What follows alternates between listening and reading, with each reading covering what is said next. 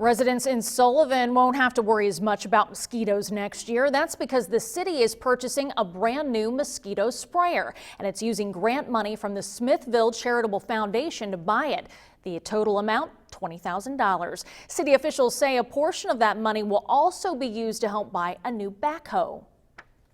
Every single resident in town will benefit from this. In return, we'll have the residents happy and we'll control the mosquitoes. City officials say the new machine will improve efficiency and reduce waste. Well, the leader of